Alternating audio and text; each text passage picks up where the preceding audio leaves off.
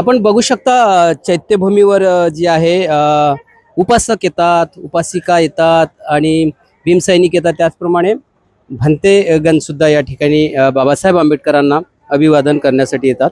आणि म्हणूनच आजच्या दिवसाचं काय हे आहे महत्त्व आहे. आणि आज महापरिनिर्वाण दिन आहे. 69वा महापरिनिर्वाण दिवस जो आहे तो या ठिकाणी तमाम देशभरातून लोक येऊन बाबासाहेबांना अभिवादन होतात. भंतेजी वंदामी, काय सांगाल? आजचा दिवस आपल्यासाठी खूप दुःखाचा आहे. बोधिसत्व डॉक्टर बाबासाहेब आंबेडकर यांचा आज महापरिनिर्वाणाचा दिवस लोक या ठिकाणी म्हणत आहेत. खरं तर अधिक बाबासाहेब जर जिवंत राहिले असते तर भारतामध्ये अधिक मोठी वैचारिक क्रांती आणि त्याचबरोबर समता प्रस्थापित झाली असती. आज जे काही बाबासाहेबांच्या नावाने जाणीवपूर्वक वेगवेगळ्या प्रकारची विचारसरणी लोक या ठिकाणी मांडत आहेत, संविधानाच्या बाबतीत बोलत आहेत, संविधान बदला वगैरे ह्या सगळ्या गोष्टी आहेत. कदाचित बाबासाहेब अधिक राहिले असते तर हा प्रश्न उपस्थित राहिलाच नसता. आणि म्हणूनच आहे की बाबासाहेब निघून गेल्यानंतर काळाच्या मार्गामध्ये हा जर भाग बघितला आपण तर त्यानंतरचा जो भाग येतो तो असा येईल की बाबासाहेबांना आता सगळे लोक ओळखायला लागलेले आहेत. समूहातले लोक बाबासाहेब आंबेडकरांना जाणायला लागलेले आहेत आणि स्वतःचा अधिकार, स्वतःचे हक्क या ठिकाणी राज्य शासनाला मागायला लागलेले आहेत. आणि ह्याच गोष्टी आजच्या सरकारला ह्या अगदी खटकण्याच्या तयारीत आहेत. म्हणूनच संविधानामध्ये बाबासाहेबांनी लिहिलं नाही किंवा बाबासाहेबांनी अशा प्रकारचं केलं ते BN रावला ह्या ठिकाणी जाणीवपूर्वक पुढे सरकवण्याचं काम केलं जाते. आणि म्हणूनच आहे की माझं सगळ्या लोकांना जाणीवपूर्वक सांगणं असं आहे की बोधिसत्व डॉक्टर बाबासाहेब आंबेडकरांना आपण अभिवादन करत असाल तर नक्कीच आपले अधिकार साबूत राहतील. अधिकाराच्यासाठी आपण जोपर्यंत एकत्र येत नाही आणि अधिकाराच्या मानेने आपण सरकारशी भांडत नाही तोपर्यंत आपल्या समूहाला स्वातंत्र्य भेटणार नाही. स्वतःचे अधिकार जर आपल्याला अबाधित ठेवायचे असेल तर संघर्षासाठी आपण इथं उठून उभं राहिलं पाहिजेत. आणि हेच बाबासाहेब आंबेडकरांना अभिवादन असणार आहे. नक्कीच बाबासाहेब आंबेडकरांनी भंतेजी संदेश दिला, शिका, संघटित वा संघर्ष करा. आपण शिकलो तर पण मात्र आपण संघटित अजूनही झालो नाही. त्याच्यामुळे जे आपली जी स्थिती आहे, जसं राजकीय स्थिती जी आपण बघतोय ते एकदमच खालावलेली आहे. अनेक संघटना निर्माण झालेल्या आहे, गटातटातलं राजकारण वाढलेलं आहे. आजच्या दिनी असं वाटत नाही तुम्हाला की आमच्या समाजाचे सगळेच लोक एकत्रित येऊन जे आहे लढा लढलं पाहिजे? राजकीय लढा असो, सामाजिक लढा असो, महाबोधी महाविहाराचा लढा असो, तीच खरी श्रद्धांजली बाबासाहेबांना ठरणार. खरं तर म्हणजे सामूहिकरित्या बाबासाहेब आंबेडकरांच्या बाबतीत सामूहिकरित्या बाबासाहेबांना समूहामध्ये प्रस्थापित होण्यासाठी अजून काही वेळ आहे. ज्यावेळेस समाजामध्ये बाबासाहेब आंबेडकर तळागाळाच्या लोकांपर्यंत बाबासाहेब आंबेडकर अधिकाराच्या माध्यमातून जागृत होतील ना, त्यावेळेस सगळ्याच याच्यामध्ये समता प्रस्थापित होईल आणि सगळेच जण आपले अधिकार मागण्यासाठी तयार राहतील.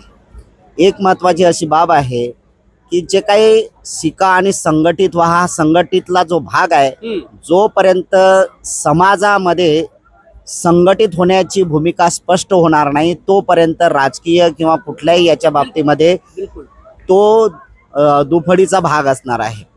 म्हणून कुठला पक्ष कसा आहे, कुठले राजकीय लोक कसे आहेत याच्याशी न बोलता समाजाने एकवटून अगदी एकतेची भूमिका निर्माण करणे आणि जे काही समाजाचं नेतृत्व करण्यासाठी लोक उभे आहेत, आपला बाबासाहेब आंबेडकरांच्या विचारधारेतला आणि तो स्वतंत्र हक्क अबाधित ठेवण्यासाठी राहिलेला आणि बाबासाहेब आंबेडकरांच्या विचाराप्रमाणे चालणारा असाच आम्हाला एक चांगल्या प्रकारचा आमचं नेतृत्व एक संविधानाच्या माध्यमातून तो पुढे ठेवणारा असला पाहिजे. यासाठी समूहाने एकत्रित येणे, समूहाने संघटित होणे हा आजच्या काळासाठी बाबासाहेबांना आपण अभिवादन करण्याचा एक महत्त्वाचा भाग राहणार आहे.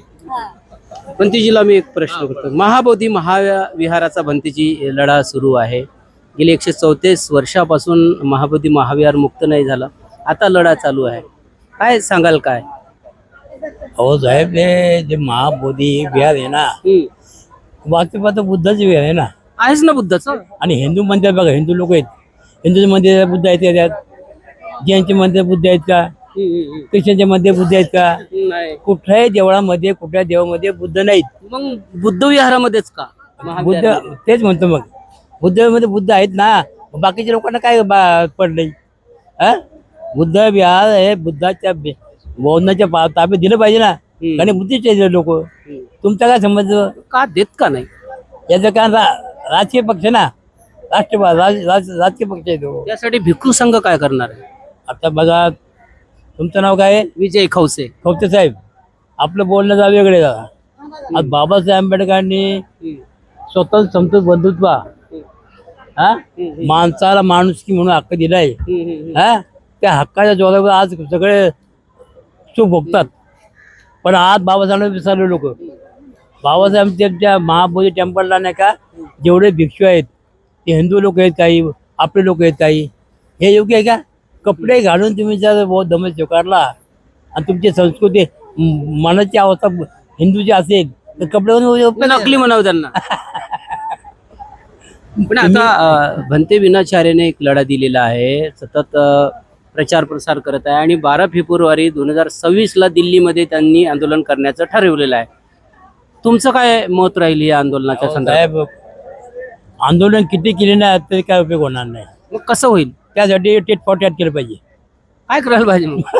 टिटपोट करण्यासाठी तर लढा द्यावा लागेल ना भंतेजी, लढाच लागेल शेवटी आंदोलन. टेट फॉर टॅट करण्यासाठी आता मला सोबत ना बोलणं. बोला बिंदात बोला, सरकारपर्यंत आपला आवाज करायला, कारण तुमचं बोलणं हे महत्वाचं ठरेल.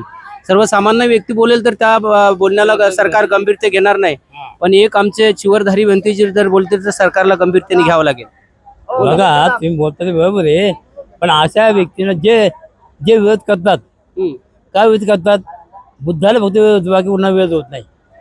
भंते विनाचार्याने जो लढा दिला हे योग्य आहे, म्हणजे बरोबर आहे का? सगळं बरोबर आहे, पण ते आपली सत्ता आमची आहे तिथं, सगळं आमचंच आहे, आम्हाला विरोध करायचं कारण काय? मग म्हणजेच अशा लोकांना हे बघा असं केलं पाहिजे. मग दुसरा उपाय नाही, मग त्याशिवाय लढा जमणार नाही. पण आपण तर शांतीच्या मार्गाने मागतो ना, आपण क्रांती नाही करत ना. क्रांती केल्याशिवाय ते हातात येत नाही. क्रांती करावंच लागेल. क्रांती करायला लागेल. कुठली बाबासाहेब म्हणतात की हक्क मागून मिळत नाही, हक्क घ्यावे लागतात. छीन केले ना है. हाँ, तो हमको छीन के लेने का है, मागणे का नाही. बाबासाहेब आंबेडकरांनी बघा संविधान लिहिलं, एवढं मोठं संविधान लिहिलं. कसं लिहिलं? आणि हे लोक, राजकीय लोकांना समजत संविधान म्हणजे काय. आज बाबासाहेब आंबेडकरांमुळे आज मतदानाचा हक्क बाबासाहेब दिला. आज ते किती मोठे हुद्दे आले, ते प्राईम मिनिस्टर झाले, कोणी पंतप्रधान झाले. बाबासाहेबांच्या संविधान. हा, मग एवढं असूनही ते विरोध करतात. आणि दुसरी गोष्ट म्हणजे बाबासाहेब आंबेडकरांनी जे घटना दिली, जे काय केलेलं आहे, का कोणासाठी केलंय? जनतेसाठी केलेलं. ह्या महाप्रधान दिन निमित्त आहे, परंतु ह्या महान पुरुषांनी एवढं मोठं काम केलं की जगाच्या इतिहासामध्ये असं कुणीच काम केलं नाही, कुणी करणार पण नाही. कुणी करणार नाही, कुणी पैदा होणार पण नाही. मग एवढी भाषा बोलणार Indian first prime minister Babasaheb Ambedkar होते. कारण जातीय नसती आली त्यामुळे बाबासाहेब आंबेडकर पंतप्रधान झाले नाहीत. कारण इंडियन फर्स्ट पंतप्रधान डॉक्टर बाबासाहेब आंबेडकर होणार होते, पण जातीयता असल्यामुळे ते. 12 तारखेला भंतेजी दिल्लीला आंदोलन आहे, तुम्ही जाणार आहे? माझी तब्येत ढेंडेमकडे जायचं. आपलं काही तुमचे जे काय असते भंतेजी वगैरे जाणार जातील ना, जाणार गेलं पाहिजे. तुम्ही पाठवणार? हो, पाठवू ना. आंदोलन आपल्या अस्मितेचा प्रश्न आहे तो. अहो सांगितलं मग. चला, भगवान गौतम बुद्धाचा संदेश शांतीच्या मार्गाने आहे, पण भंतेजीचं म्हणणं आहे की जेव्हा शांतीच्या मार्गाने जर आमचा प्रश्न सुटेत नसेल तर आम्ही मग नक्की क्रांती करू. मग कोरेगावला किती मोठी क्रांती झाली. चैत्यभूमीवर आहो, आणि चैत्यभूमीवर जे आहे आज बाबासाहेब आंबेडकरांना नतमस्तक होण्यासाठी जगभरातला समुदाय लाखोच्या संख्येने या ठिकाणी आलेला आहे. माझ्यासोबत भंतेजी आहे. भंतेजी सोबत आम्ही बातचीत करणार आहोत. भंतेजी वंदामी. साधू सुखी होतो. माझं नाव भिक्खू शांत रक्षित महास्थविर, अखिल भारतीय भिक्खू संघ पब्बज उपसंपदा चीफ आणि लाईफ मेंबर भिक्खू संघाचा. जीवनामध्ये तुम्हाला काय विचारायचं आहे ते विचारा. आजचा दिवस आपल्यासाठी खूप दुःखाचा आहे. माझ्यासाठी कुठलाही दिवस दुःखाचा आणि सुखाचा नाही. धर्म असं शिकवलं बाबासाहेबांना जो सांगितलं, अनिच्छा दुःख अनात्मा. प्रत्येक मनुष्य येणारा आहे आणि जाणारा आहे. जर येणारा जाणारा संस्कार आहे त्यामुळं दुःखाची गरजच नाही. दुःख समजून घ्यायची गरज आहे. जर आम्ही समजून घेतलं तर दुःखातून आम्हाला मुक्त होता येईल. आम्ही समजूनच घेतलं नाही तर आम्हाला दुःखातून मुक्त होता नाही येणार. जसं डॉक्टर बाबासाहेब आंबेडकरांनी या लोककल्याणासाठी स्वतःचं जीवन समर्पित केलं आणि जीवन समर्पित करून लोकांना सुगतीचा मार्ग दिला. त्या मार्गाचा स्वीकार करणाऱ्यांची संख्या म्हणजे चैत्यभूमीवर येणारे लोक. जर त्यांनी ते स्वीकार केलं नसतं, बाबासाहेबाला आद्य त्यांनी गुरु मानलं नसतं, तर इथपर्यंत लोक आले नसते. हे पहिले अगत्याचं आहे. कारण बाबासाहेबाला अभिप्रेत असणारा बौद्ध भिक्षू किंवा बौद्ध समाज किंवा बौद्ध उपासक जे पाहिजे ते होईल ना होईल ती गोष्ट पुढची गोष्ट आहे. पण आज वर्तमानाला जे आहे ते योग्य आहे आणि या योग्यच्या विचाराला अनुसरून हे लोक कुशल कर्माला अनुसरून आचरण करत आपण आहेत. एका इकडे बघतोय की आपल्या समाजामध्ये संघटित नाही, असंघटित मोठ्या प्रमाणात आहेत भंतेजी. संघटित होण्यासाठी काय? संघटित न होण्याचं कारण आहे, कारणाविना कुठलंही कार्य होऊ शकत बिलकुल. नाही. बरोबर. आणि कोणचं कारण आहे असा जर प्रश्न केला तर ते स्वतःला विचारायला लागेल. आत्ताही अत नातो कोही नातो परसूया, माझा कोणीही नात नाही, माझा मी नात आहे. हे ज्या ते बुद्धानं समजलं, हे बाबासाहेबांना ओळखलं, त्यासाठी लोकांसाठी शरण दुसरं सांगितलं नाही आहे. शरण ते स्वतःचं शरण सांगितलं. स्वतःसाठी समर्पित व्हा. स्वतःचा अंकुर जो बुद्ध अंकुर आहे तो विकसित करा. प्रत्येकाने आपलं विद्या चरण संपन्न व्हा का जेणेकरून तुम्हाला संघटित होण्यासाठी हे कारण आहे.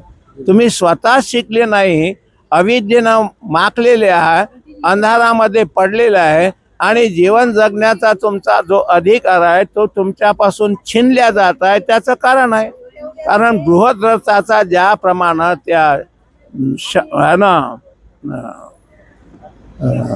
बृहद्रथाचा जसा खून त्या शुंगमित्राच्या मुलीने बहिणीने केला आणि त्याप्रमाणे आजची प्रवृत्ती तशीच आहे.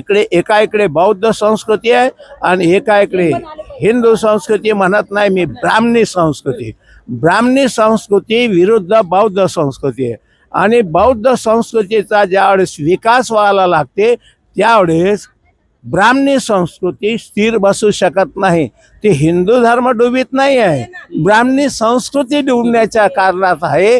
त्यामुळं त्यांना बौद्ध धर्माला फोपावण्यासाठी, त्यांना बंधनं राखण्यासाठी शासकीय बंधनं, राजकीय बंधनं, सामाजिक बंधनामधून त्याला खो द्यायचा आहे.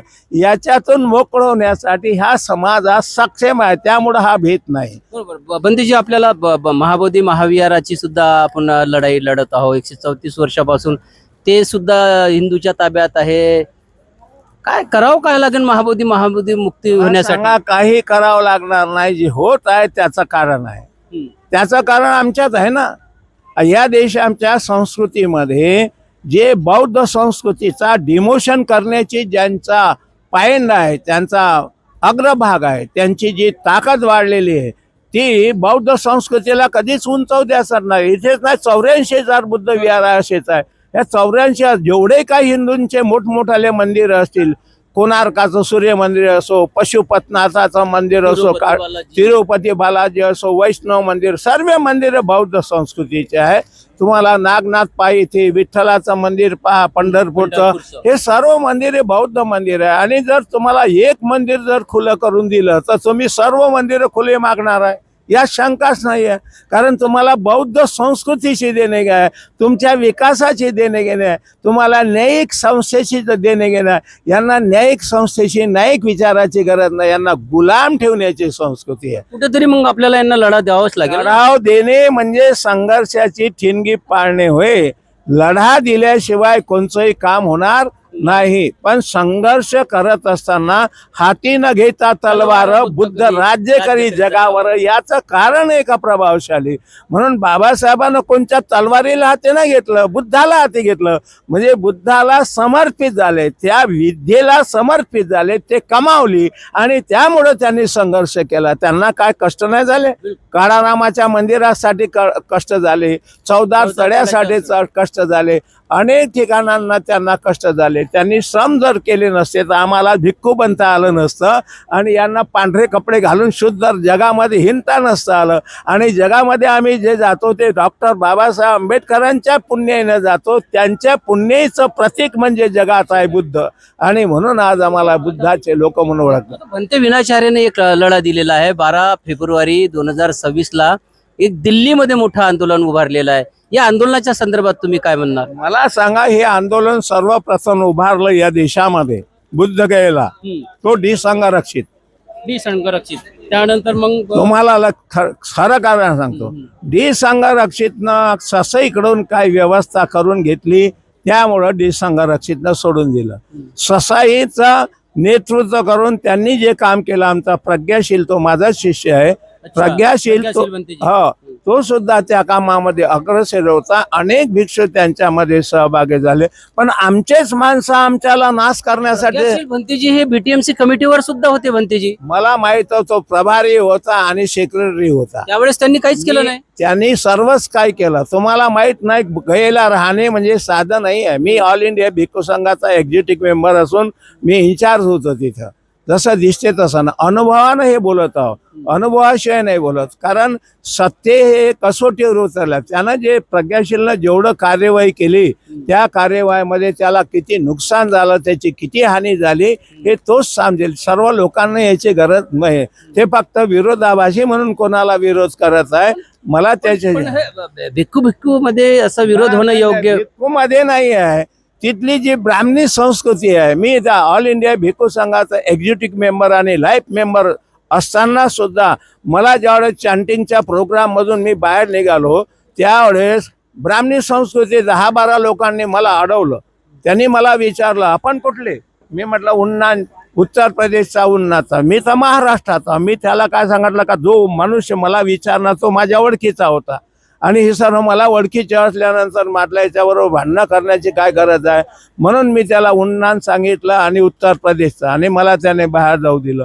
जसं मला बाहेर जाऊ दिलं तसं माझा शिष्य आला, एक बुद्ध रचन, त्याला विचारलं तू कुठचा? तर मी महाराष्ट्रात. त्याला घेतलं. दुसऱ्याला कुणाल किल्सीला घेतलं, त्याला बाहेर घेतलं. त्याच्यानंतर जेवकला घेतलं आणि त्यांना मारलं, माझ्या समोर मारलं.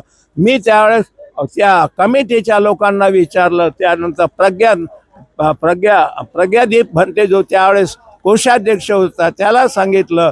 त्याच्यानंतर सदानंद भंतेजीला सांगितलं, माझ्या भिक्षूला मारत आहे, कोणीच साथ नाही. त्यावेळेस मी राज्यपालाला फोन केला, कवी साहेबाला स्वतः फोन केला, आणि त्यावेळेस सर्व केलं. कमिशनर आले, सर्व प्रकरण 100 भिक्षूला मारलं. कोण आहे जबाबदार? आमचा बुद्धगयेत कोण जबाबदार? आम्हाला कोण? याही वर्षी तसंच घडलं. मे महिन्यात साथ देण्यासाठी तयार नाही आहे. कारण आमचे हे बौद्ध संस्कृती दडपण्यासाठी, ब्राह्मणी संस्कृती कोण्याही स्तरावर जाण्यासाठी तयार आहे. मग तुम्हाला आमचे माणसं तशा संघर्षाचे समता सैनिक दल तसा संख्येने आम्ही जास्त हो ना. आम्ही संख्येने जास्त आहो, पण संख्येने जास्त ना, आम्ही संघटित नाही. हिरे पाहिजे, हिरे पाहिजे. बरोबर. हिरे, अरे हिरकणे असून काय फायदा? आम्हाला काय पाहिजे? हिरे पाहिजे, विद्या विभूषित पाहिजे, आणि ते माणसं सक्षम पाहिजे. अन्यायाचा विरुद्ध प्रतिकार करण्याची त्यांच्या शक्ती पाहिजे. तोच प्रतिकार भंते विनाचार्याने केला त्या दिवशी. तुम्ही जे बोलून राहिले त्या गोष्टी वेगळ्या पद्धतीच्या बोलून राहिले. महाराष्ट्राच्या महिलांवर जेव्हा तिथे महाराष्ट्राच्या महिला त्यावेळेस एकमेव भंतेजी तेच धावले. अरे ते धावले, सिली नाही गेले तिथे. मला सांगा, ते त्या ठिकाणी बसले. विनयशील गेला त्याचं कारण आहे, आणि म्हणून प्रत्येक गोष्टीला, सर्वच गोष्टीला सर्वच जबाबदार. 13 मे ची गोष्ट करतो ते सर्वच. 13 मेला जे घडलं, तुमचं म्हणणं 100% बरोबर आहे. सर्वच गोष्टी सर्वच लोक करू शकत नाही. विनयचार्यानं केलं ते चांगलं केलं, याच्यापेक्षा दुसरं बोलू नका. कारण शिस्त ही जबाबदारी सगळ्यांचीच आहे. तिथे लढणं हे सगळ्यांचीच जबाबदारी. ज्याला जबाबदारी सांभाळली त्यानं तो केला, आणि ज्याला नाही समजत असेल त्याच्या संबंधानं तुम्ही त्याला. 12 फेब्रुवारीच्या मग त्या आंदोलनामध्ये भंतेजी तुम्ही जाणार? मी तर अखिल माझ्या वयाच्या प्रमाणे मी 80 वर्षाचा आहे. 45 वर्षापास मला तुमचे झाले. काही शिष्य असतील त्यांना माझे शिष्य जाणार आणि मी जाणार. मी भिणार नाही. मी असं नाही म्हणत का मी तिथे जाणार नाही म्हणून. डाव पेचायला नाही बोलत. सत्य आहे तर मरण आलं तरी चालेल, पण सत्यासाठी लढवई वृत्ती असली पाहिजे. म्हणून मी या जीवनामध्ये बौद्ध संस्कृतीसाठी मला माझा जीव जरी गेला तरी समाजासाठी अन्यायाचा प्रतिकार करण्याची क्षमता माझ्यात ठेवतो. आणि पुढील तुम्हाला कार्यक्रम जे करायचे आहे ते करा. मी तुमचे या सर्व भिक्खू संघा समावेशा लोकांबरोबर आहे, ही माझी शाश्वती देतो. नक्कीच हेच आवश्यक आहे की आम्ही भिक्खू संघासोबत आहोत. आणि या देशातला जेवढाही भिक्खू संघ असेल तो एका ठिकाणी येऊन जर हा लढा लढला तर नक्कीच बंतीजीने सांगितली ते गोष्ट अशक्य नाही, शक्यच होणार आहे. आणि आपण मनुवाद्यांना आपण कधी